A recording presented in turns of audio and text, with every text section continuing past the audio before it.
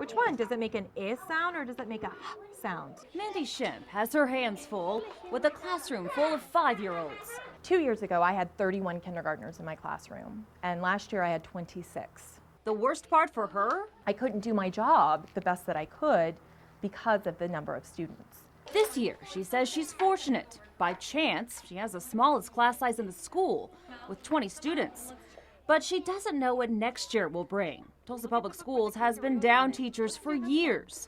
Since 2008, the district cut 400 teachers. It wasn't easy for the superintendent, Dr. Keith Ballard. While we talked about it, I just said that's the way it is. That is the recession. The 2 News investigators researched state revenues. We found in 2009 it was an especially bad year for the state. Its budget was $6 billion, down by more than $1.1 billion. It has improved since. Now it's back up to where it was, up to $7 billion. While the state's doing better, Dr. Ballard says the district isn't seeing those funds. But what I never dreamed would happen is that when the money came back, that the state leaders would not make a commitment to education to at least replenish that. A recent study by the nonpartisan group, the Center on Budget and Policy Priorities, found since 2008, Oklahoma's per pupil spending dropped by 23%.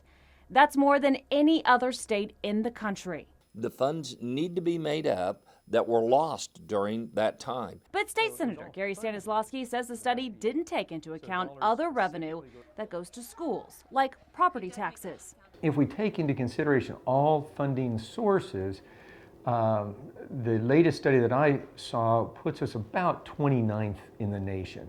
So it's still not as good as I think we should be. The state increased education funding by $91 million last year, but health insurance costs also went up for teachers, offsetting some of that increase. Still, Stanislawski says education made up 51% of the state's total costs last year, and the state had to pay for other expenses, like $44 million for mandated DHS improvements. He hopes next year is better. I foresee this next year, they're going to see a nice increase as well. Are you making good choices? Mandy says she hopes that's the case as well, so she can give her students her best. The investigators are tracking your tax dollars. If there's something you'd like us to look into, send us an email at investigators@kjrh.com. Marla Carter, 2 News works for you.